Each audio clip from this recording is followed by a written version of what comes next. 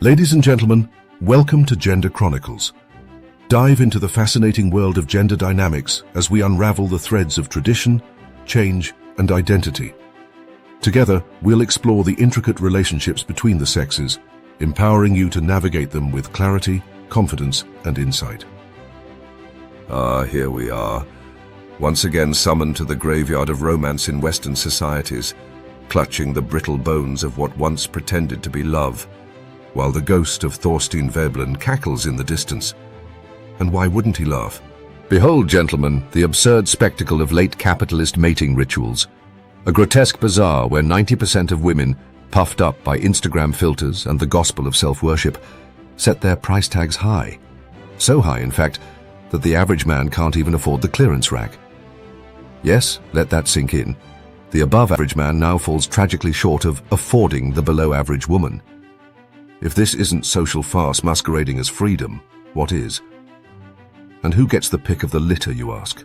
Why, the top 10% of men, the sleek, soulless leisure class, lounging at the top of the capitalist pyramid like pharaohs on dating apps.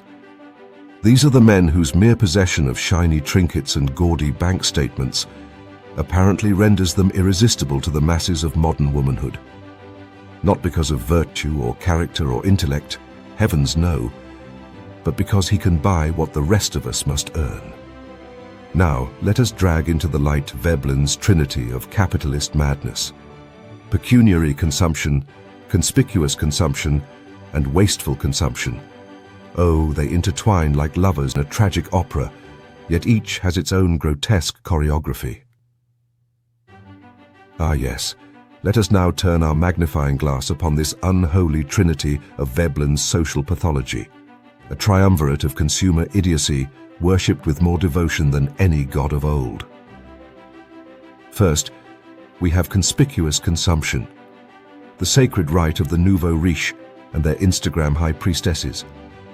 This is the high art of wasting money in full view of the masses, not for need, not for function, but simply to scream, "Look at me, I have money, I matter."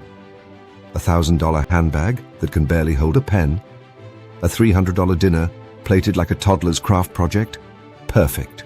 Because in this temple, visibility is holiness and performance is salvation. It is not enough to be rich. You must parade your riches through the digital Colosseum, lest someone mistake you for the proletariat. Remember, the goods consumed in this manner are the 90% of women in dating apps, consumed by the 10% of the richest men.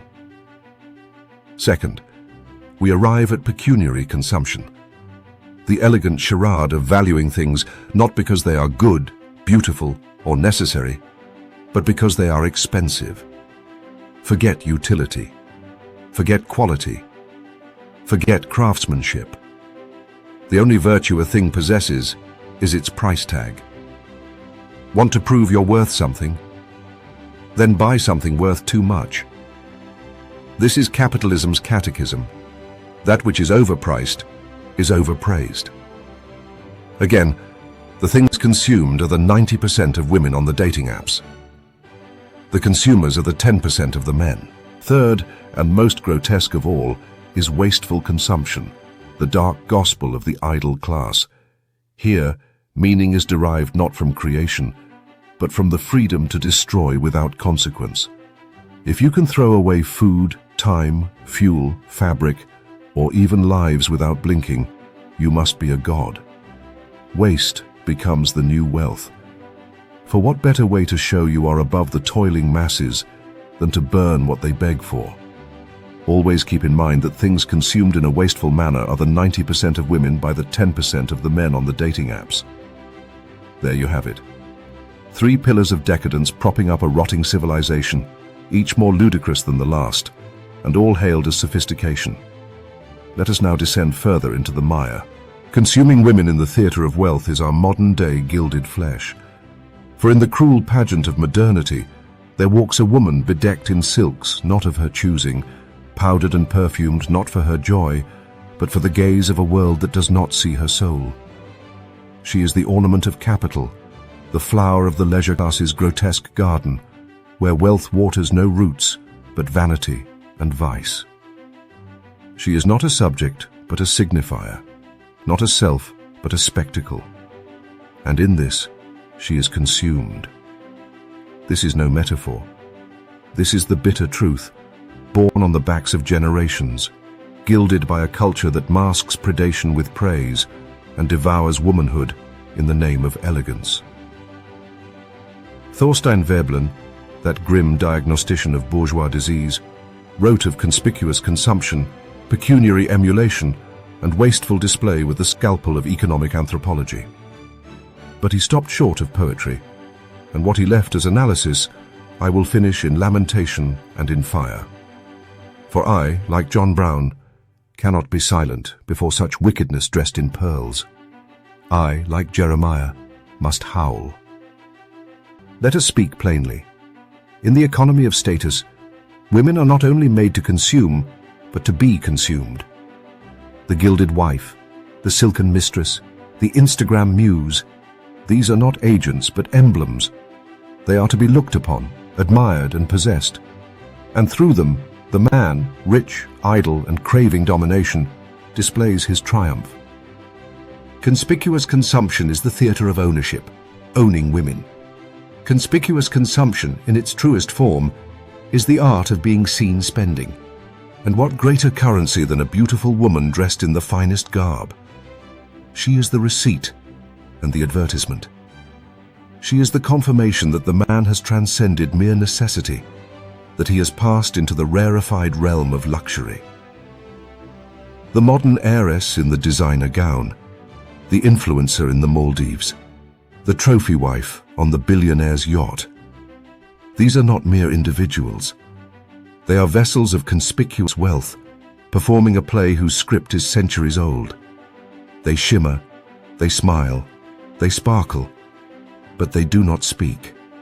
For their role is not to narrate, but to signify. They are ornaments of patriarchy, trinkets of plutocracy. And yet, we are told they are empowered. We are told they have chosen.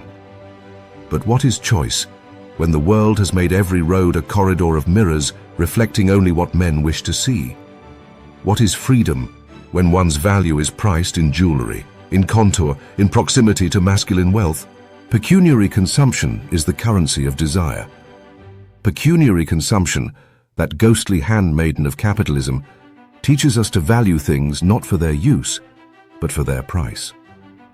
And women, in this cold calculus, become luxury goods. Their worth is indexed by their association with wealth, by the men who desire them, the men who keep them, the men who elevate them as symbols of arrival. She is the 10, the prize, the queen of the ball. But she is not free. Her value fluctuates with her age, her beauty, her capacity to be wanted and wasted. The economy of dating, of beauty, of status, these are not separate from the economy of money. They are its intimate reflections. In the brutal halls of social climbing, the woman becomes a speculative asset. She is invested in, enhanced, curated. Her body is trimmed, lifted, disciplined. Her image is monetized. Her sexuality is packaged. The BBLs, the Botox, the manufactured nails, the eyelashes, the synthetic hair, the cosmetic fillers, the breast augmentation or liposuction, she is both product and advertisement. And when the time comes, when beauty fades or youth escapes, she is devalued, discarded after desecration, traded in, forgotten. And yet, the man ages into wisdom. His silver hair becomes gravitas. He is never consumed, only elevated. For he is the consumer, the agent, the master of ceremonies. She is the dish. He is the appetite. Wasteful consumption is the opulence of cruelty. Wasteful consumption, Veblen's most damning insight, reveals a deeper truth, that to waste is to win. To discard is to dominate. In the rituals of the wealthy, excess is virtue. And what greater excess than the possession of a woman whose talents go unused, whose desires are silenced, whose intelligence is buried beneath BBLs and Botox and diamonds. The idle lady of high society, trained not in thought but in etiquette. The corporate executive's wife, whose days are spent shopping for meaning. The woman whose entire life is choreographed to reflect her husband's success. The bumbling mistress or side chick larched on sugar daddies. These are victims of waste. Their lives are sacrificed not to a purpose, but to prestige. This is not only tragic, it is monstrous. For in wasting the lives of women, the leisure class enacts a bottomless cruelty. It strips humanity from both the possessor and the possessed. The woman is robbed of agency. The man is deformed by power. The soul grows sick with unchecked consumption, and the society rots from its glittering crown. Is this the new gilded cage? Digital harlotry and hyper-real femininity. Today, the brothel has gone digital, diffuse, decentralized. The market of female body and beauty is now global, constant, and monetized at every level. Social media platforms have become bazaars of bodies, where women are auctioned not by pimps, but by algorithms. Or rather, the algorithms are the new pimps. The rich man scrolls, he selects, he summons, not with coin, but with clout. The woman performs, she poses, she promotes. She sells herself under the guise of empowerment. But her audience is always the same: men of the leisure class who consume her image as proof of their own desirability. Veblen did not live to see the age of OnlyFans, of influencer culture, of cosmetic surgery as a career strategy. But he would recognize it instantly. The leisure class has outsourced its consumption, made it scalable, digital, and cruelly egalitarian. Now even the middle-class man can play the part of the sultan, and the woman, still the product, must market her own consumption. Let's reckon with the soul behind the flesh. What is to be done when 10% of men eat and spit society's women with smiles and manners? When femininity is consumed like candy, sweet on the tongue and bitter in the gut? When girlhood becomes branding, and womanhood a kind of seasonal investment? There must be revolt, but not only in the streets, in the soul. We must teach our daughters that they are not symbols, that their worth is not in their waistlines or their follower counts, but in their minds, their hearts, their spirits, their resistance. And we must teach our sons that consumption is not manhood, that to possess a woman is not to honor her, that love is not ownership, and wealth is not virtue. We must unmake the leisure class, not by poverty, but by principle. We must build a society where waste is shameful, not celebrated, where beauty is not currency, but expression, where no human being is ever again reduced to ornament. For as long as rich men eat women like delicacies, as long as the yachts sail and the diamonds glint and the cameras flash, we are not free. We are slaves in silk, prisoners in penthouses. Let's enter a vision in the veil. I close my eyes and I see her, a woman unpainted, unposed, walking in the sun. She laughs not for the camera, but for herself. Her hands are calloused with labor of her choosing. Her name is not whispered in scandal, but sung in solidarity. She is unbeholden. She is unbejeweled. She is unbeautiful in the way the world defines it, and yet she is glorious. This woman is not for sale. She is the future. And until she is every woman, we must go on, tearing down the house of gilded flesh, brick by shimmering brick. So, what do you think? If you found this video thought-provoking or inspiring, join the conversation. We'd love to hear your thoughts. Drop a comment below. Don't forget to hit the like button and subscribe to stay connected. Do you have a topic on your mind? Share your ideas with us. We're always eager to explore what matters to you. Let's change the world one video at a time. Thank you for watching.